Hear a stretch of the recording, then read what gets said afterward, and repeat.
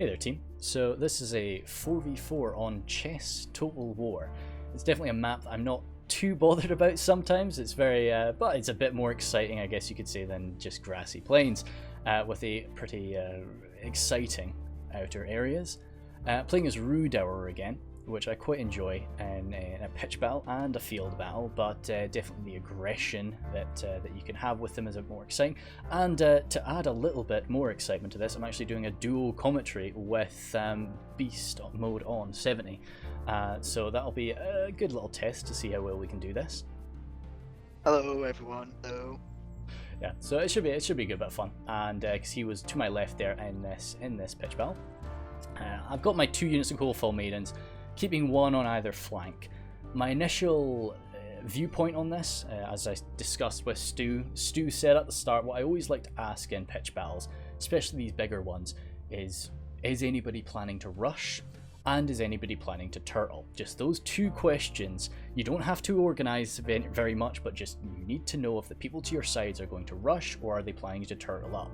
And Stewart made it very clear, I'm going to rush. So I was accepting of that, and I was playing as Rhudaur, and although I don't like to rush, I knew I was going to be quite aggressive.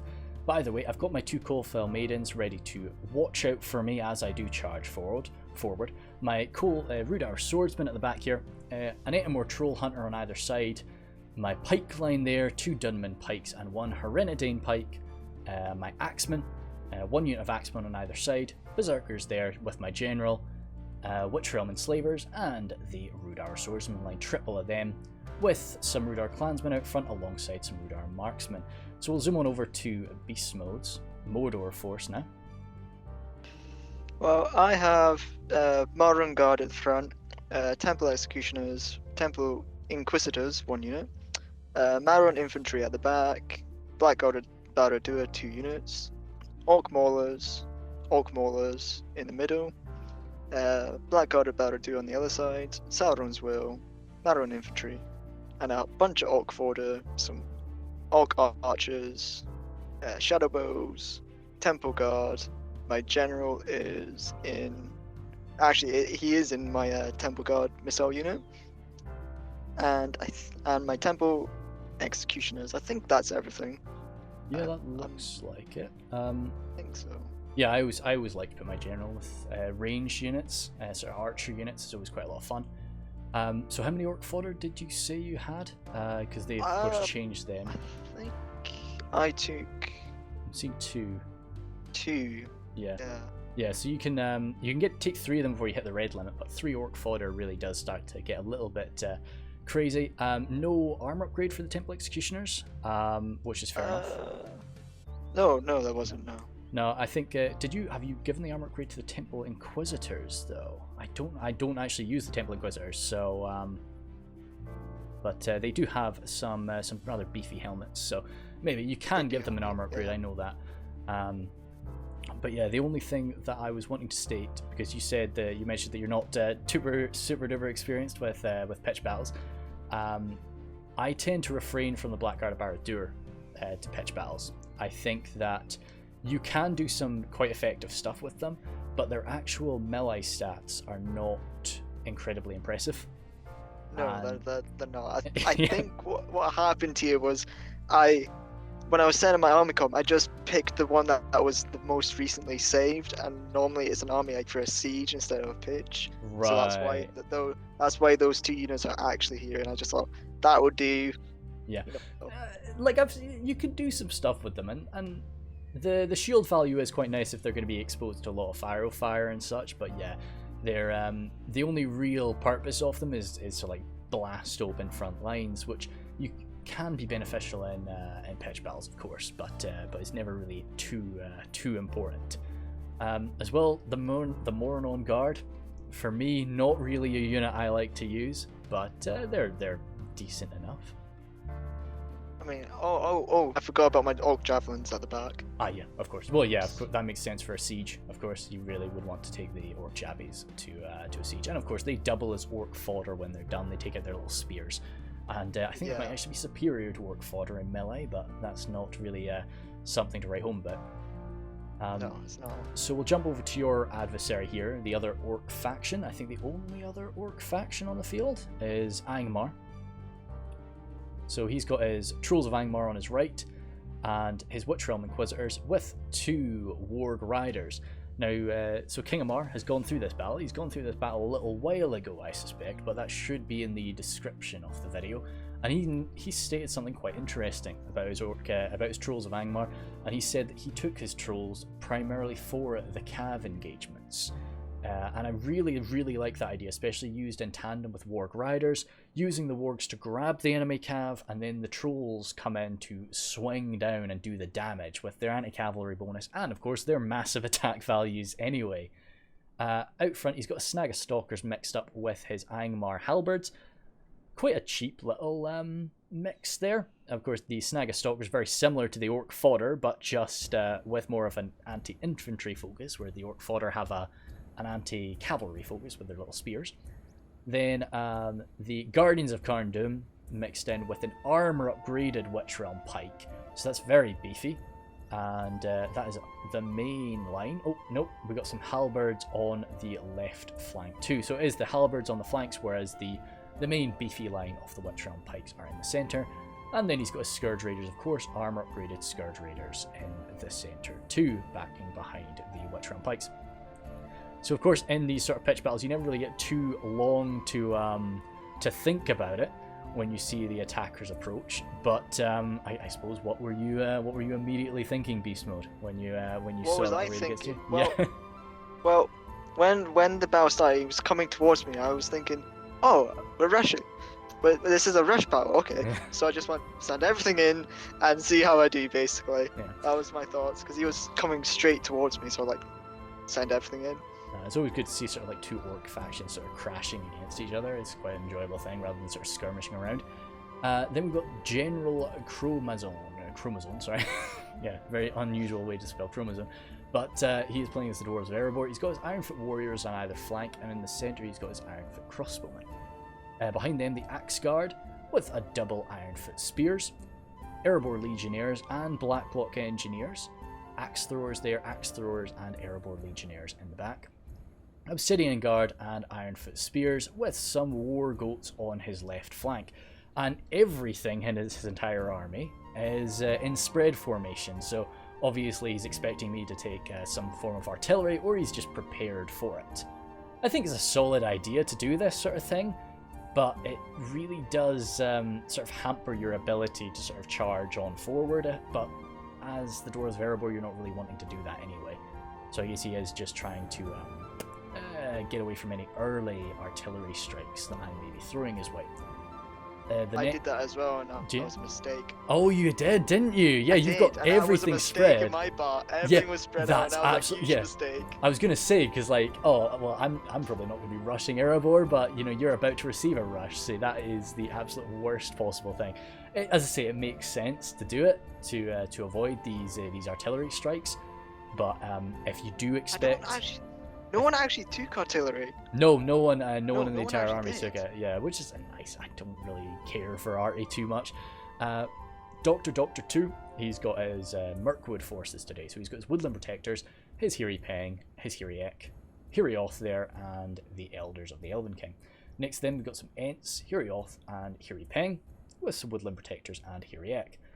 Armor upgrades for the Hiri Peng, which is pretty interesting. Gives the very sort of low armored Mirkwood forces a little bit of a chance in a skirmish engagement, but they'll still die pretty quick. That armor upgrade doesn't really make them champions.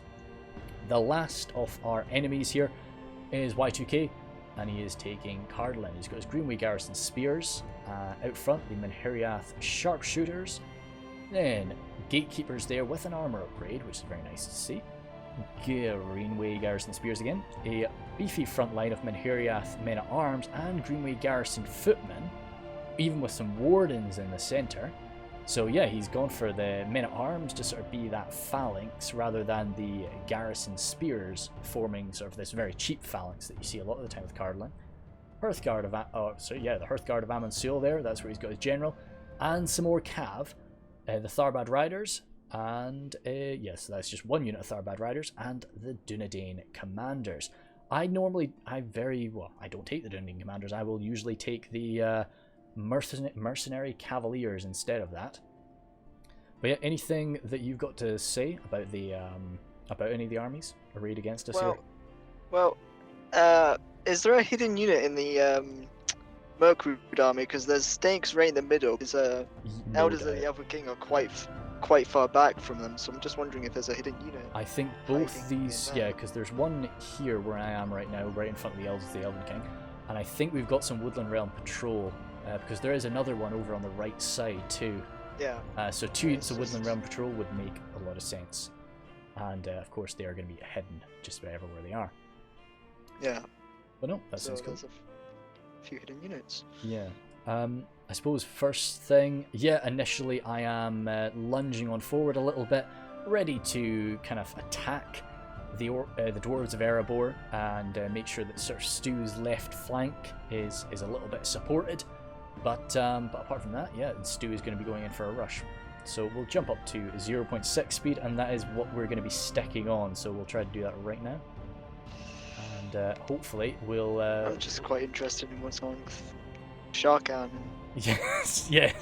I'm just watching that then, rather than watching my side. We'll touch on that, sure. But yeah, so sticking at 0.6 will mean that things are a little bit slow throughout, but it's probably the best way that we can remain in sync.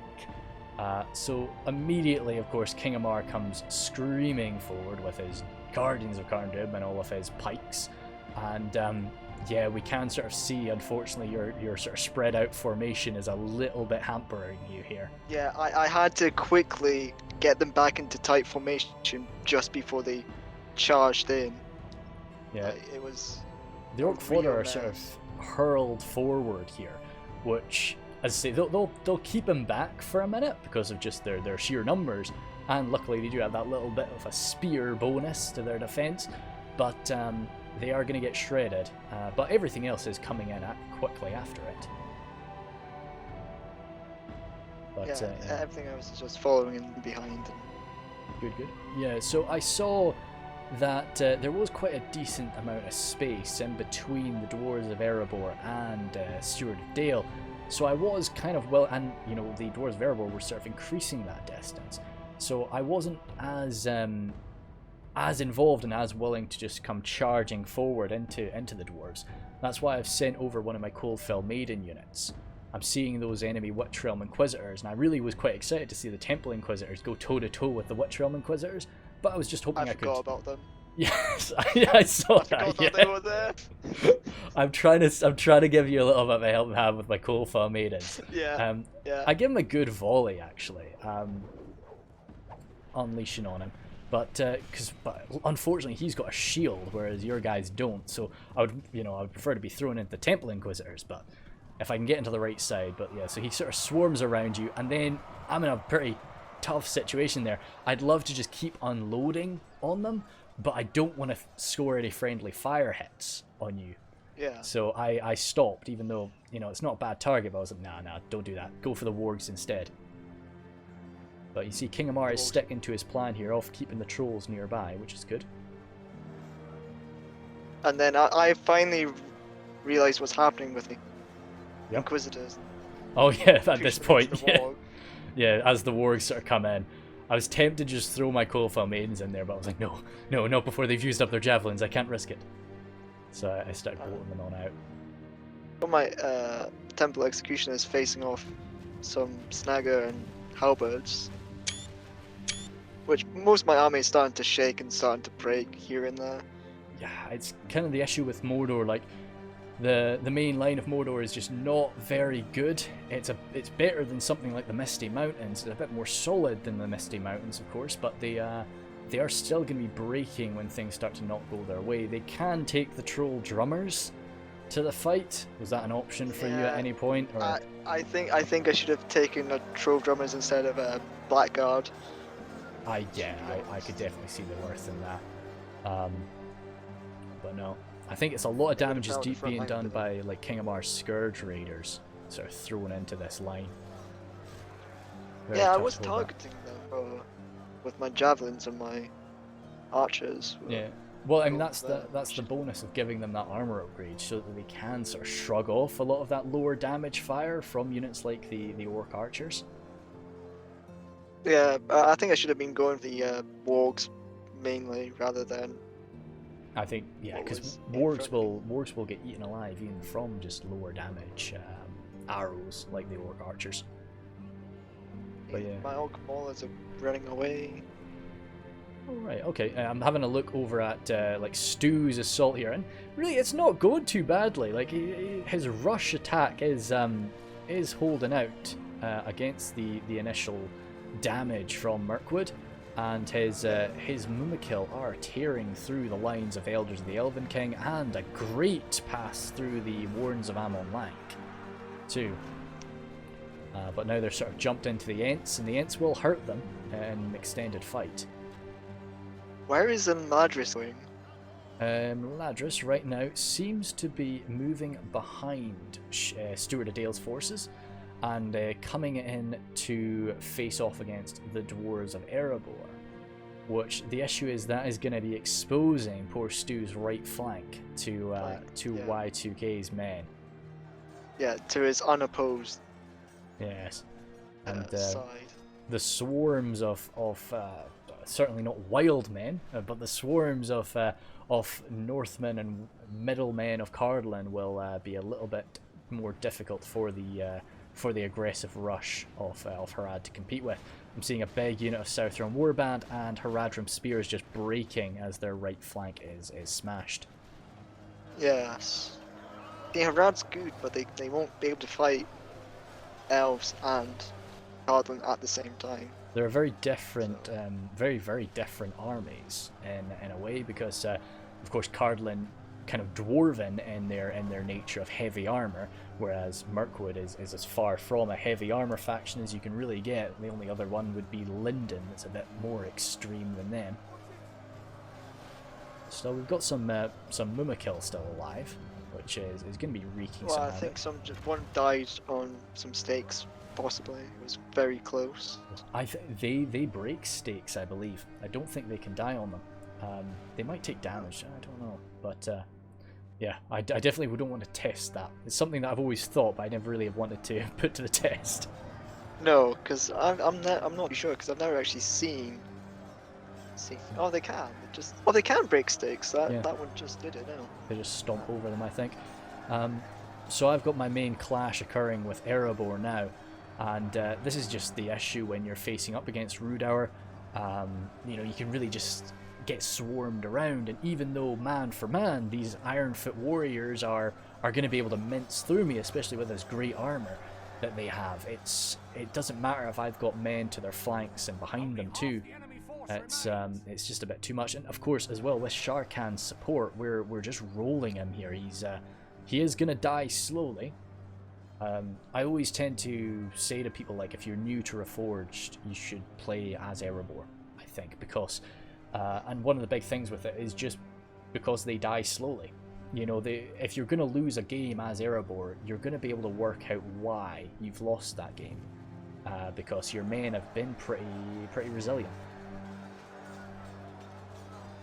You've sent a few troops my way just to try and help salvage what bloodbath is gone through here. Yeah, I sent over one of my units of Rhudaur Axemen, just kind of wanting to get into that heavy armor of the Witcher on pikes and see if I could make that pretty messy. Like, Rhudaur's morale is so solid for a wild man, and so you can, I can send people away in the middle of nowhere. Like I can just jump them off, and I'm not too worried about them. You were getting some good javelin fire into those Angmar halberds, but next to Axemen. Yeah.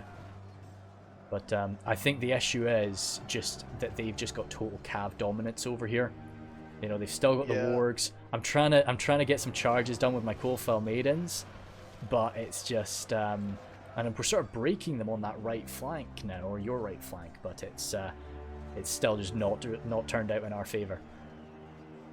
No, it definitely hasn't. But I'm coming on around now. As I say, I think maybe if Sharkan had sent all of his cav over to assist you, because I think I was kind of doing okay just swarming Erebor, and as much as the cav benefited me, I don't think I really needed that support, but a few good charges from the Gwathi Rhudaur could have shattered Angmar and kept you in the game. I mean, my voice went there. No, sorry. He has sent some of his cav to my side. The support might have come a bit too late. I'm seeing that. Yeah, army. Raud's the Bruinen coming on over now. Yeah, Temple Inquisitors still around though. There's still 8 Temple. Yeah, they're such sturdy fighters, the Temple Inquisitors. But I think the Riders of the Bruinen are coming on in and like shooting into the Warg Riders, which is fantastic, really. It's a victory for Mordor. We've broken some Snagger stalkers. Fantastic. Hey, dude, you know, it's important. It's important. What are we at now, percentage-wise? 54 for 40. So we are down, but we're not. You know, like we've necessarily out. Yeah, and the thing is as well, we've got Imladris still. You know, and that's what a lot of our numbers are in now. So I don't know. You're probably still pretty close to me, but I've just had the Erebor General dropped. Yeah, we're bang on frames. Oh, fantastic. Good. We are, because I was just about to mention that, but I didn't want to say just in case you were behind me. No. But yeah, we are bang on the same frames now. Good. Tharbad Rider smashing into the Beast Hunters there, Stu. And this is the issue now where, like, it would be amazing if Stu was able to send some of these men out of there, but because the enemy have still got the dominance with their Tharbad Riders and their Dunedain commanders even, they're just going to be too much to deal with, and if he tried to run away, he would just get gutted. He would just get cut down. Yeah, so it's better to just launch yourself in a lot of those cases. This does mean, okay, good, we do luckily have a few Cardolan men getting caught up amongst the Mumakil. It will slow them down. That's kind of the important thing. Buy your time to finish up over here to form a proper line. Exactly. Like this is, I love it when 4v4s sort of fall into this sort of scenario where 2 armies have been lost from either side, and you end up forming into a normal 2v2. And it was now just a case of a race. That's you, unfortunately, passed away. That was me down. So at this point, it's really just a race to see how quickly I can deal with the Obsidian Guard. They were the final sort of thorn that I had to deal with from Erebor. Everything else was kind of breaking. Let's say Sharkans and Imladris Guardians just being too much for the Ironfoot forces to deal with. Blacklock Engineers, of course, getting them chased away by my enslavers. But are you still in this with anything? I think I have Temple Executioners down to 16. My Javelins ran away. Right. And my Orc Archers are actually holding. I'm seeing that. They're battering away at the Angmar Harad. Yeah. That's pretty solid. I don't know why they're having victory there. Are they? Oh. They're having victory is almost certain. Rations of man meat later. But no, the Trolls of Angmar are lurking next by though, and I think with one touch. And the Wargs are going back round to finish them off. Poor boys. But oh well, hey, if you're getting some melee kills with the Orc Archers, that's really all you can ask for, you know? Like, you're not going to ask for too many. I'm seeing that I'm finding the Temple Executioners now. What I was really hoping was we would get a nice sort of one-on-one between the Temple Executioners and the Blackguard, the Witch Realm Blackguard, but it didn't happen. We sort of got a similar situation with the Temple Inquisitors as up against the Witch Realm Inquisitors. That was kind of cool. But oh wait, my Orc Javelins have reformed. Oh, both units have reformed. That. Yeah. Have they got any ammunition at this stage? No, do you think? No, they were completely out. Oh, right. So I was just hoping, like, use your spears, man. He's coming at you with cav. I was gonna say it would have been maybe good if you could have gotten those guys over to me, but if he's already spotted them is the problem. Yeah. So just trying to use them to smash down the Inquisitors and the Warg Riders is the best thing you could do. I mean, if I could have just like kept them running and make it look like they were routing away. Yeah, I guess. Make it a trick. Yeah. But they would have just chased them down anyway, I think. Yeah, no, it's too risky, really. It was. So, but I'd be surprised if they don't kill anything. Oh, damn.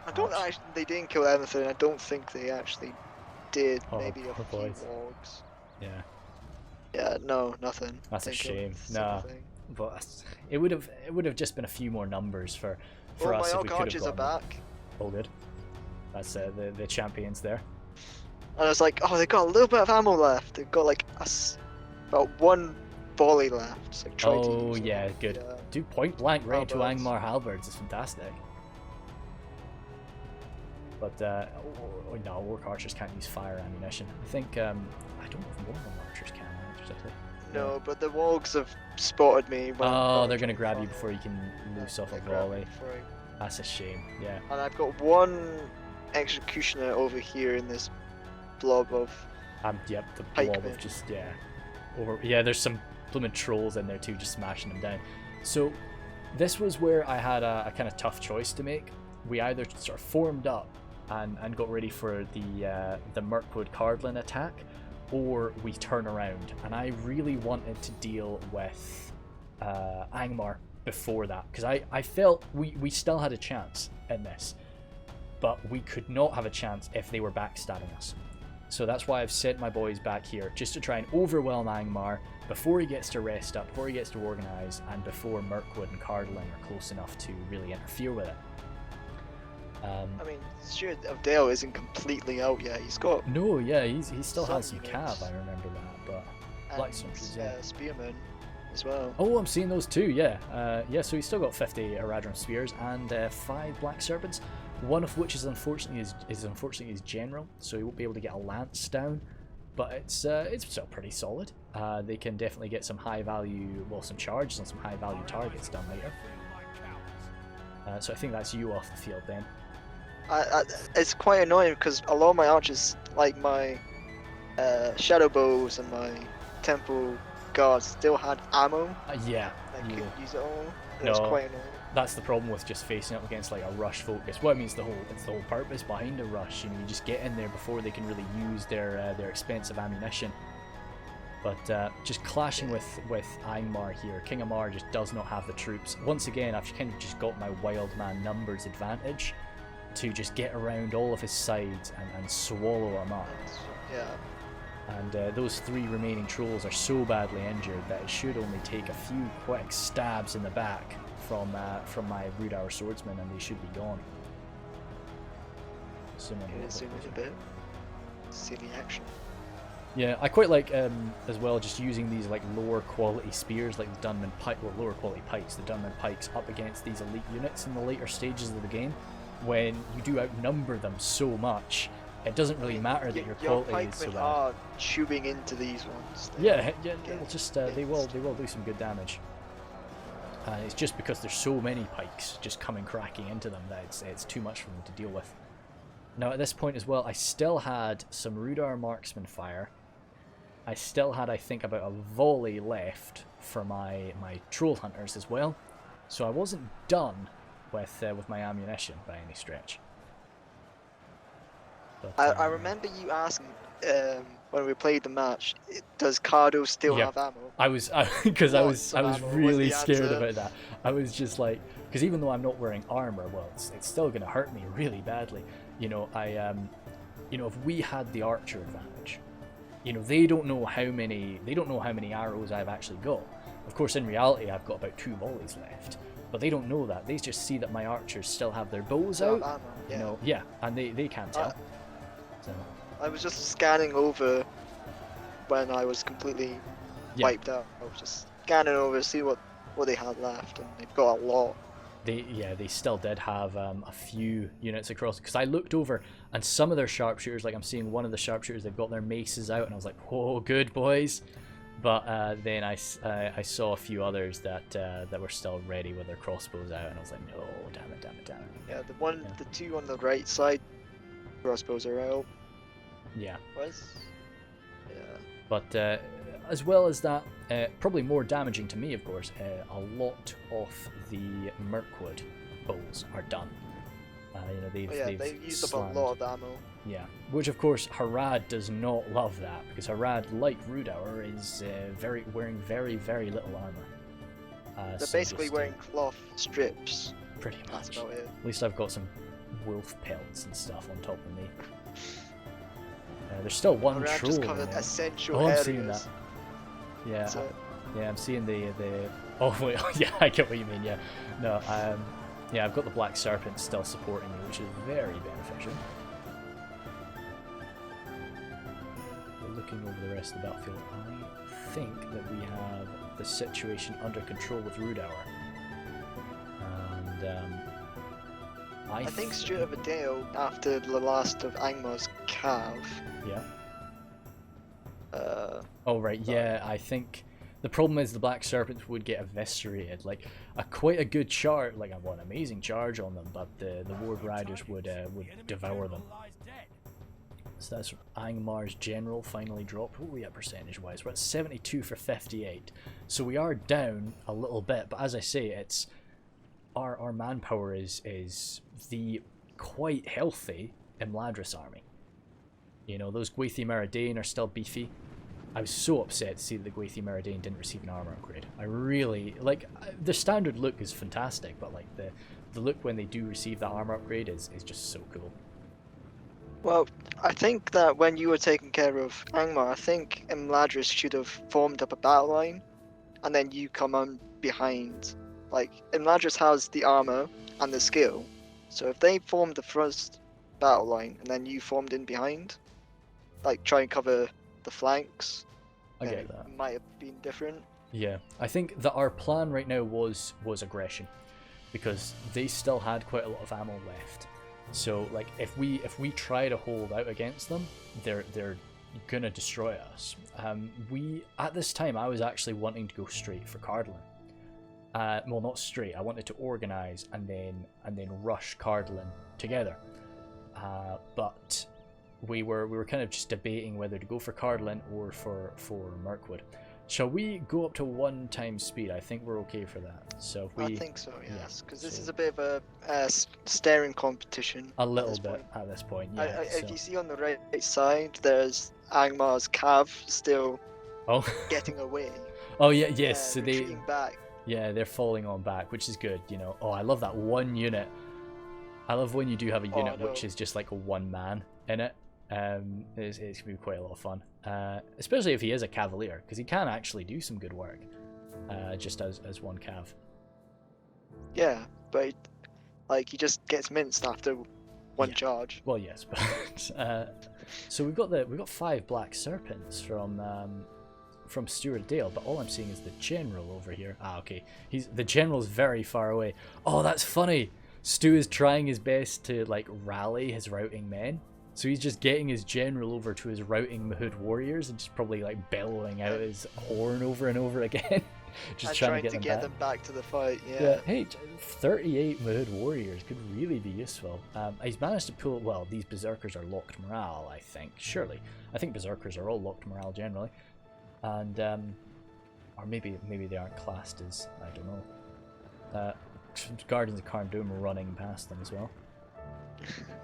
But okay, Stewart of Dale had more troops left than I thought he did. But yeah, so I've got my Rhudaur marksmen, as I say, out front. One of them with about sort of 2 volleys left, one with 1. So I was just getting ready to see what I could do with that. But that was something, you know, in the later Total War games, you actually get to see the enemy's ammunition amounts, which I don't really like that. I don't really think because that's a bit of a spoiler, isn't it? Kind of, you know, it just sort of feels, you know, to give that information away, you kind of just are like, oh well, yeah, you know, that should like be you have something. To take a shower every time you look at it. You know, you should have to like guess, like, oh right, how much has he actually been firing? Damn it, you know. But yeah, it's but I don't know what game that came into, but where you were able to just sort of see how much ammo everybody had. How many archer units did Imladris actually take? That's not. I don't think any. Apart from the Godwin. Apart from them. Is there another one? I think he should have taken a few more standing archers. Yeah, I think he's just gone very deep into his Riders of the Bruinen, and gone for more of an infantry focus instead. But yeah, he does have the you know, the Godlim and the Gwathi Meridian. He doesn't have the Gwathi Arthand, of course, so he doesn't have all the elites that he could be spraying into. But yeah. Oh, well, I got the Gwathi Rhudaur, of course, too. See, Cardling's trying to make a big wide. I know. Try and get onto the flanks, which is You don't have the manpower to. No, they're spreading really, really wide, and like we just didn't have the numbers to do this. But I was kind of the good thing about them spreading wide, like we just didn't spread wide. Instead, we kind of just clumped up, and that was kind of beneficial for us. So that when we did come at them, like in a localized situation, we were outnumbering them because they're so spread. Now I know they'll come round, they'll flank us, but hopefully we can do enough damage to them where that doesn't matter. That's why I was kind of wanting to strike at Cardolan, because their morale is a little bit shaky, and we might be able to like just Mordor's. Yes. Are the same as Cardolan's. Like as soon as they start getting overwhelmed, that's them gonna break. Yeah. So Shah Khan's just been struck there by a nasty crossbow volley there. I really was. I did agree with sort of coming around with the cav and maybe getting a good charge in, but the gatekeepers and the sharpshooters there both, and I think even another unit of just 2 units of sharpshooters were going to be doing a lot of damage to his cav there, so he sort of came on back. And I think that's right. It's no point in just sort of wasting your cav in these early stages. Yeah. Okay, yeah, Stu is keeping his distance from the fight, but he's around. He can't really link up with us. If he tried to sort of cross that open field, he would get grabbed or shot at. Yeah. Grabbed. Yeah. So he needs to be careful and just sort of strike in when it matters most. Unfortunately, he didn't get those routing Mumahad warriors. That 38 unit No. didn't get them back. I Which know. is unfortunate. Yeah, it's just some shielded guys. You know, at the end of the day, it could have been very useful. And being Mirkwood, you know, they've got a decent attack value on them. Just, you know, kind of like Rhudaur in the sense, you know, very, very little defensive care, but just much more aggression. But the Gwathlo trackers are coming forward now, which I do not take the Gwathlo trackers. But when I play as Cardolan, I always just go full crossbows. I don't touch archers full stop, really. Which yeah. Well, they're quite good if you can use them. The trackers, they're quite handy if you want to like have a lower tier sort of army. Yeah, and they've got a decent amount of attack for their cost, really, and half decent accuracy, but they are very fragile. So what I was chuffed to bits with my lower damage Rhudaur marksman, this was quite a nice little target for me, just to sort of engage them. And while I'm engaging them with my archers, we are gathering everything we've got, and we're coming in for a slam for Mirkwood, because we're thinking, no, if we can overwhelm Mirkwood and sort of break Mirkwood down before Cardolan can get over here, that's what we want to do. So that's why I've grabbed everything I had and sort of I'm moving. Gwathlo trackers, of course, getting some good shots into us. Very painful for me, but looks like it's my Rhudaur clansman taking the beating there, which, yeah, it's fair enough. If somebody's got to do it, it's got to be them. But still just coming over. The Ents have been taking a good slam from Harad for a while. Speaking of Harad, I think we've... oh no, looks like Mirkwood maybe made a go at them, but they had to turn around when the Rise of the Bruinen arrived. I mean, I'm quite happy that Stuart of Dale got to finish off some wargs. You know, it makes them useful in a battle like this. No, definitely. He's got nothing left. Yeah, it's always good to just keep fighting the whole way through. You know, just really, even if you can only kill off a few more guys like that, you know, we've seen dozens of battles that it does come down to that, and it is very important to just keep on going. But no, got to like even if you've one unit left, you keep fighting until you're completely gone. Exactly. But no, you can't really just sort of turn into autopilot, which is a big problem sometimes. Where you just sort of grab your men and hurl them forward, just because you think, oh well, I'm done anyway. But I've managed to grab the Ents with my enslavers, and I was very happy with that fight. That's a great unit, I think, to be going toe to toe with the Ents with. Nice high damage elite AP, just to tear them apart. And the Godflame over here are kind of striking into the Elders of the Elven King, throwing them around and stopping them from firing. But I think they're out of ammunition anyway. Imladris had turned to face Cardolan a bit more. Yes, they did, yeah, which, because Cardolan came in pretty fast, so, but Shah Khan, he's really gathered up his forces together, whereas I've kind of sort of spread around. So he's really kind of powering through and wanting to dominate where he is, and I'm kind of just supplying some aid wherever I can. The issue, I think, is once again their cavalry power in this later stage of the game. We've got the Riders that are off the Bruin in, but we just don't really have anything to mince them. So in the centre of this little crescent, I've got my Rhudaur marksmen, who I'm just having to target the Tharbad Riders and just try and bring them down, because that's a 32-man unit of Tharbad Riders, and it's very frightening. Got my Troll Hunters going at them too. But yeah, once again, my sort of low-quality pikes over on the far side, just sort of trying to mince away at the Woodland Protectors. Just outranging their spears is always nice, and receiving some aid from the 3 remaining Black Serpents. But those 5 Witch Realm Inquisitors are still lurking around, and they're able to get quite a menacing charge off, actually. Oh, who was that? Who did we finally break there? The enemy army flees the field. Was that That might have been... Was there some dwarves remaining? The Dwarven army might have. Yeah. Oh, I'm seeing them. Yeah, there were still some Ironfoot warriors that survived, but they've just broken. See that. Yeah, no, in the centre next to Imladris' main push, next to the Wardens of Tir and Gorthad, you've got some running Ironfoot warriors. That's funny. That is interesting. Yeah, it's cool once again that somebody was able to sort of save these units for later and keep something around. My Rhudaur clansmen slicing through a lot of these. Yeah, you can see the Greenway Garrison footmen are really struggling with their morale. I would love to get some poison arrows or fire arrows just into their lines, but we don't really have anything like that. No. But yeah, it's too bad the Rhudaur marksmen can't use fire arrows, but they're just not really a good enough quality to justify it. But I don't think Rhudaur doesn't have access to any fire arrow unit.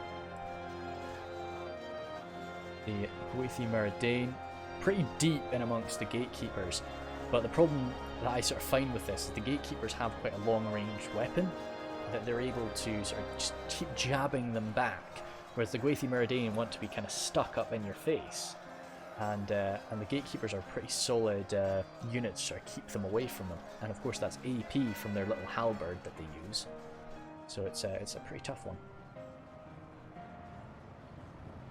Just the swarm of middlemen now, just trying to swallow us whole, really. As our right side is broken now.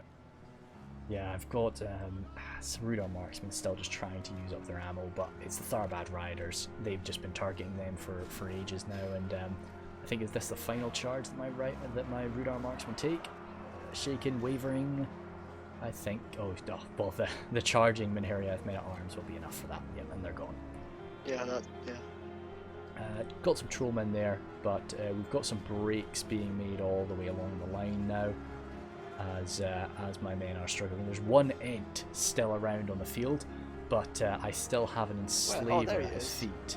So I'm hoping that my enslaver is going to be able to mess him up, but no, the Ent just squished him. That's the General of Harad finally falling. And the Ent is free to terrorize the Imladris elves now. Yeah, got a lot of fire coming with my Haradine pikes, but there's nothing I can't really turn to face the fire that's coming at us, so we've kind of just got to keep mincing away at the lumbermen. Still Cardolan went really heavy with his bows and the archers in this fight. Yeah, really big. I think had Harad been able to swap places with Imladris and come screaming forward into Cardolan, that could have been beautiful. But of course, yes. Y2K took that army composition in order to go toe-to-toe with Imladris. He took all those crossbows in order to blast through the heavy armour of the High Elves, but still, I'm sure he would have taken a different composition if he was going toe-to-toe with Harad, but it would have been quite nice to have seen that. The pikemen sort of forming a skiltrum at this point, just trying to hold back the axemen. And yeah, it's just the Rhudaur morale allowing my guys to survive when they've only got like 5 men left in these units. More than happy to sort of be grinded down.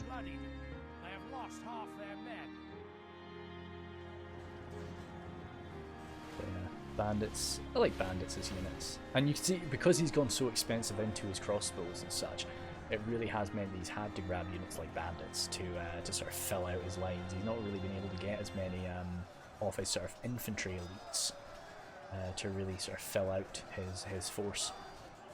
I just noticed you have some troll hunters here facing the wrong way. Oh, do it.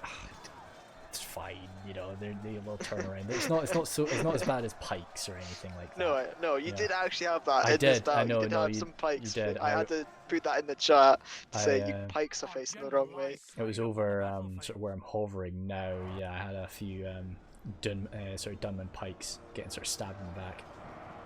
Probably just worried about cab and such. Oh, good. Yeah.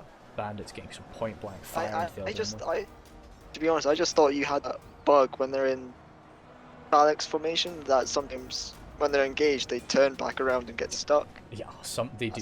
You've got to watch them.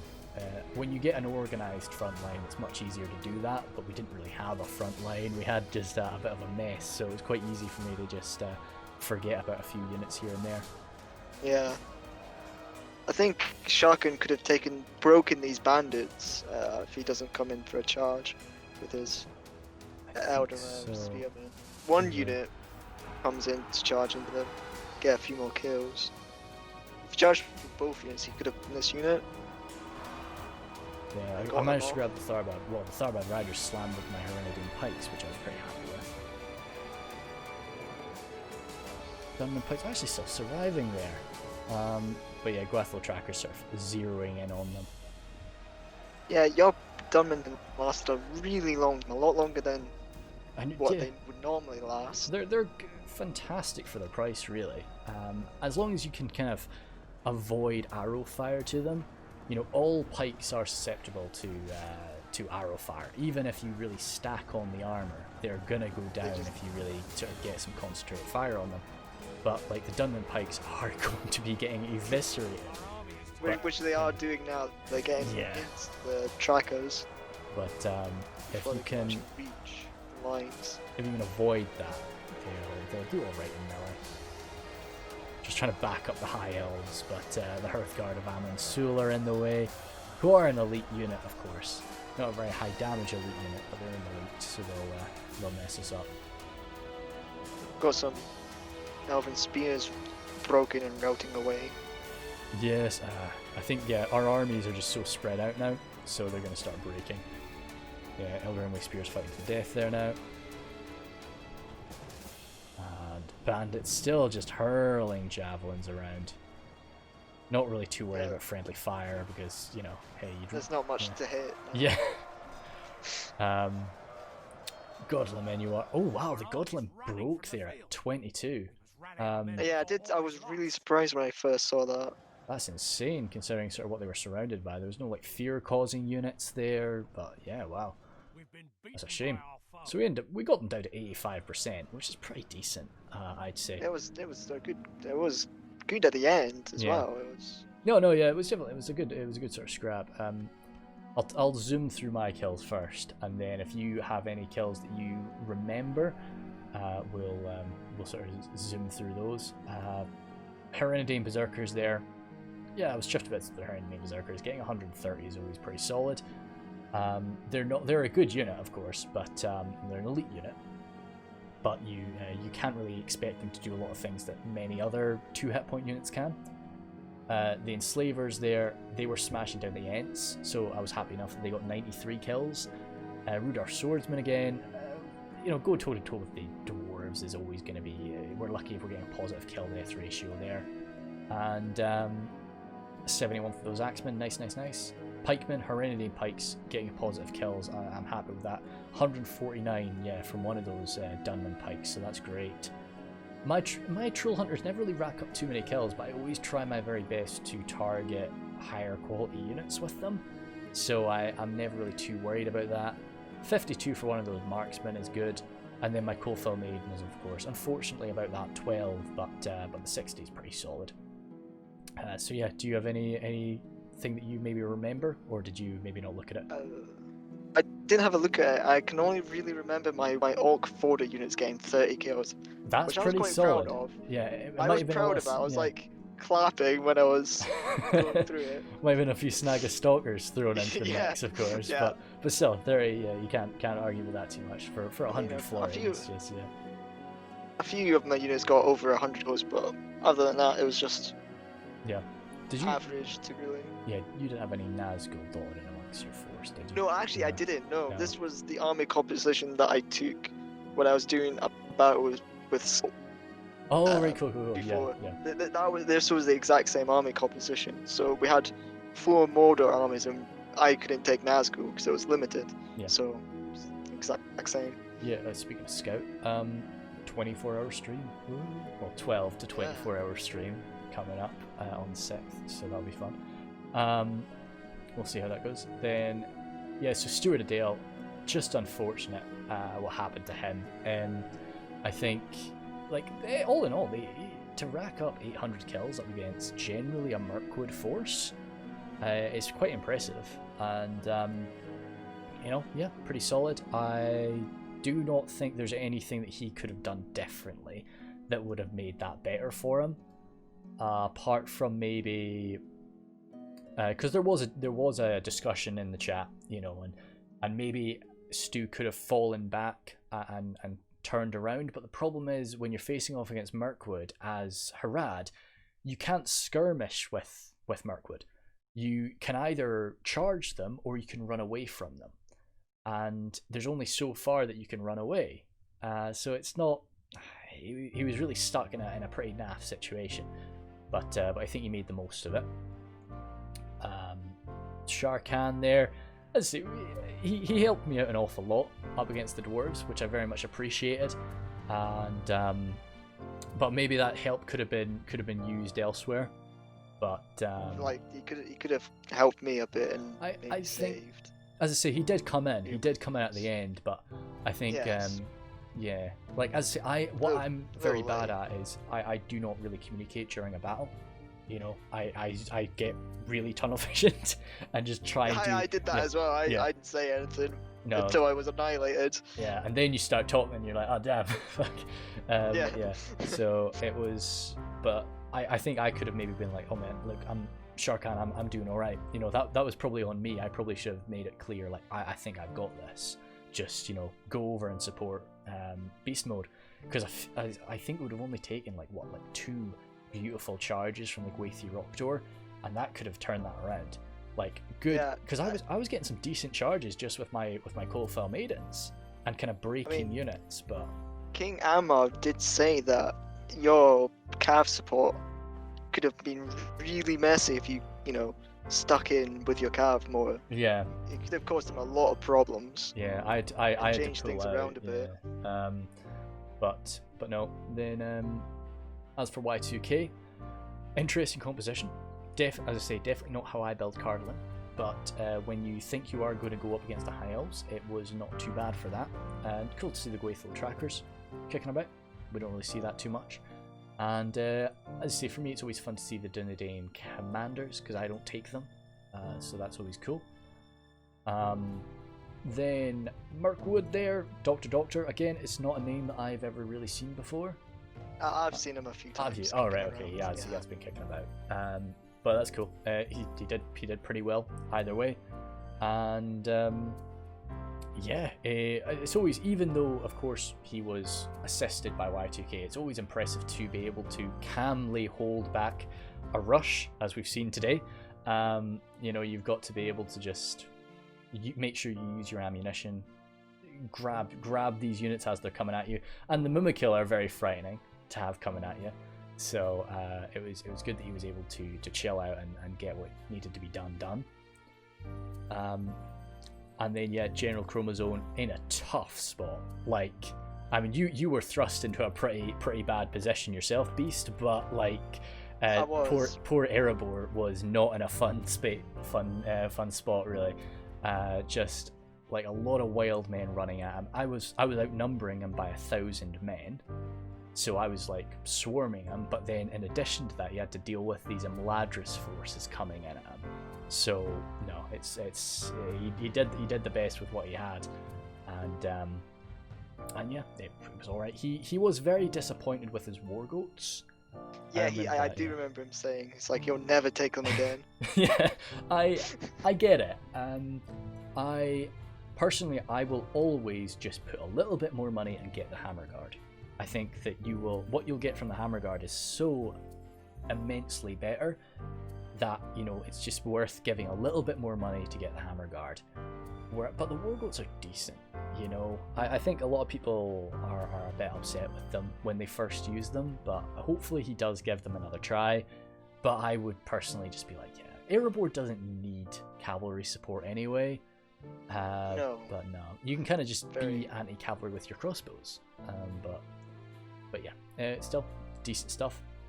And then King Angmar, yeah, definitely solid attack. I would say it's no barrow wights, which is always upsetting. But if you're going to rush as Angmar, you can't really take barrow wights because they won't get there in time. We used to see back in the previous version, Lister actually has done a few good, very aggressive attacks with barrow wights, but it's tricky. It's very tricky. But good use of cav throughout, I'd say, from King Angmar. And once again, I'll be linking his video in the description and whatnot.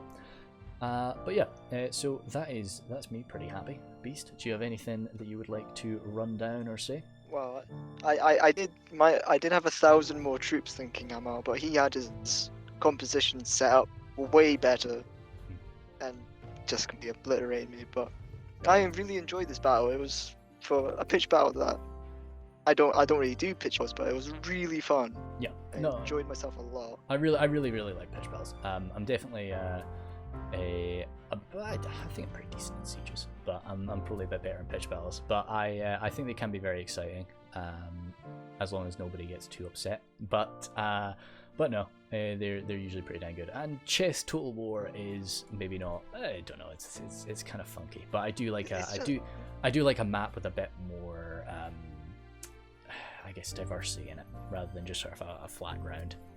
But yeah, you take what you can get. I do want to thank you for elaborating this commentary with me. Oh yeah, dude, no problem. Definitely. It was a lot of fun. As I Great fun. I wanted to test stuff like this before, and I think it's gone not too bad. So yeah. I think it's gone pretty well, yeah. Alright, cool. Thanks a bunch, team. See you, everybody.